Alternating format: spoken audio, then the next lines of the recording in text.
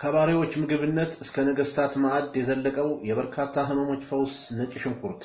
ነጭ ሽንኩርት ለሺዎች ዓመታት በምግብ ማጣፈጫነት በመድኃኒት አገልግሎት ላይ እየዋለ ይገኛል። በእርግጥም ሽታው በርካቶችን የሚያንገፈግፍ ቢሆንም በመድኃኒትነቱ ላይ ግን ጥያቄ የለም። በጸረ ባክቴሪያና ጸረ ቫይረስ የታወቀው ነጭ ሽንኩርት ከምግብ ማጣፈጫነቱ ባሻገር በባህላዊ ሕክምና ውስጥ እጅጉን የተለመደ ነው። ነጭ ሽንኩርት የመጀመሪያ መገኛ ማዕከላዊ እስያ ሲሆን ከዚያ ወደ አውሮፓና ዩናይትድ ስቴትስ ተስፋፍቷል። ዛሬ ቻይና ነጭ ሽንኩርትን በማምረት በዓለማችን ቀዳሚ ሀገር ናት። ቢቢሲ የነጭ ሽንኩርት ቱባ ታሪክና ባህላዊ አበርክቶ ፈትሿል። እንዲሁም ነጭ ሽንኩርት ለጤናችን ጠቃሚ ነው ሲልም ጠይቋል። አክብሮታዊ ሰላምታችን ወደ እናንተ እያደረስ ዝግጅታችንን ሰብስክራይብ፣ ላይክ እና ሼር እያደረጋችሁ እንድትከታተሉ እንጋብዛለን። መልካም ቆይታ። ምግብ ለማጣፈጥ ወሳኝ የሆነው ግብአት ነጭ ሽንኩርት ስፍር ቁጥር በሌላቸው ምግቦች ውስጥ በጣም አስፈላጊ ማጣፈጫ ነው። በሰሜን ምዕራብ ፈረንሳይ በሚገኝ ትምህርት ቤት ከአሜሪካ፣ ከአውስትራሊያ፣ ከእንግሊዝና ከእስያ የመጡ ተማሪዎችን የሚያስተምረው ዴንማርካዊ ሼፍ ፖል ኤሪክ የንሰን ነጭ ሽንኩርት የማያውቅ ተማሪ አጋጥሞኝ አያውቅም ይላል። ነጭ ሽንኩርት ምግብን በከፍተኛ ደረጃ እንደሚያጣፍጥ ያምናል እና ያለ እርሱ የፈረንሳይ ምግብ ምን እንደሚሆን ሲያስብ ይገረማል። እነሱ ፈረንሳዮች ነጭ ሽንኩርትን የሌለበት ማንኛውንም ምግብ ማሰብ የሚችሉ አይመስለኝም ብሏል። በሾርባ፣ በአትክልት ወይም በስጋ ምግቦች ውስጥ በእርግጠኝነት አንድ ቦታ ነጭ ሽንኩርት ይገባል። ምንም አለመጠቀም የማይታሰብ ነው። ነገር ግን በአውሮፓውያኑ 1970ዎቹ መጀመሪያ ላይ በዴንማርክ ገጠራማ አካባቢ ሲያድግ ነጭ ሽንኩርት ፈጽሞ አይታወቅም ነበረ። ነጭ ሽንኩርት በወቅቱ በጠንካራ ጠረኑ የታወቀ እንደነበርም ያስታውሳል። ነገር ግን ቱርካውያን ወደ ዴንማርክ መሰደድ ሲጀምሩ በነጭ ሽንኩርት የጣፈጠ ምግብ እየተለመደ መጣ። አሁን ሼፍ የንስ በጣሊያን ፒዛ ላይ ነጭ ሽንኩርት ጣል ማድረግ ለምዷል። እኔና ባልደረባዬ ጠዋት ላይ በእያንዳንዱ ኩባያ ውስጥ አንድ ሙሉ ነጭ ሽንኩርት ተፈጭቶ የተጨመረበት አንድ ኩባያ መረቅ መውሰድ ለምደናል ይላል። ምንም አይነት ጉንፋን ወይንም የመተንፈሻ አካል ህመም አላጋጠመንም። እርግጠኛ ነኝ ነጭ ሽንኩርቱ ነው። ረጅም ጉዞ የነጭ ሽንኩርት ባህላዊና መንፈሳዊ ጠቀሜታ ብዙ ሺህ ዓመታትን ያስቆጠረ ነው። የጥንቶቹ ግሪኮች የጥንቆላ አምላክና የቤተሰብ ጠባቂ ለሆነችው ለሄኪቲ መስዋዕት አድርገው ነጭ ሽንኩርትን በመስቀለኛ መንገድ ላይ ያስቀምጡ ነበር። በግብጽ ውስጥ ነጭ ሽንኩርትን በታዋቂ የፈርዖን ቱታንካሃም መቃብር ውስጥ ከሞት በኋላ ባለው ሕይወት ይጠብቀዋል በሚል ተገኝቷል።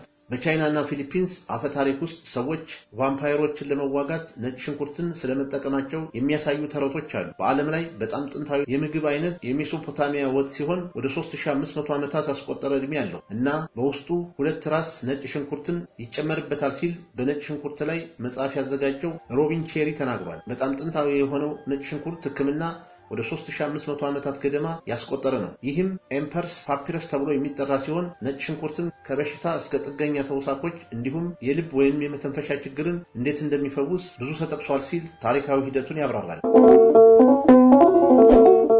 ቼሪ የጥንቷን ግሪክ ሐኪምና ፈላስፋ ሂፖክራተስ ነጭ ሽንኩርትን በተለያዩ ሕክምና ዘዴዎች ይጠቀም እንደነበር ገልጿል። ከዚህ በላይ እንደነ አርስቶትልና አሪስቶፋንስ ያሉ ታዋቂ ተመራማሪዎችና ጸሐፊዎች ነጭ ሽንኩርትን በመድኃኒትነት ይገልጹ ነበር። ከባርነት ከተሸጡ ሰዎች ምግብነት ወደ ንጉሥ ማዕድ። ነጭ ሽንኩርት በጥንቷ ሜሶፖታሚያ፣ ግብጽ፣ ግሪክ፣ ሮም፣ ቻይና እና ህንድ ውስጥ በሰፊው ታዋቂ ነበር። የሮማውያን ወታደሮች ነጭ ሽንኩርትን ድፍረትንና ጥንካሬን እንደሰጣቸው ያምኑ ነበር። በወረራዎቻቸው ጊዜ በመላው አውሮፓ አሰራጭተውታል። ነጭ ሽንኩርት ለምግብ ሆነ ለመድኃኒት ሲያገለግል በአንድ ወቅት በምግብ ውስጥ የሚጨመረው ግን ለዝቅተኛ ማህበረሰብ አባላት ብቻ ነበር። ሮቢን ቼሪ በእርግጥ ለድሆች ብቻ የሚሆን ምግብ ነበር ይላል። በግብጽ ውስጥ ፒራሚዶች ለሚገነቡ ባሪያዎች ወይንም የሮማውያን መርከበኞችን ጥንካሬን እንዲሰጥ በሚል ነበር ጥቅም ላይ የሚውለው። ዋጋው ርካሽ ነበር። የመጥፎ ምግቦችን ጣዕም ሊደብቅ ይችላል። ስለዚህ ድሆች ብቻ የሚበሉት ነገር ተደርጎ ይቆጠር ነበር።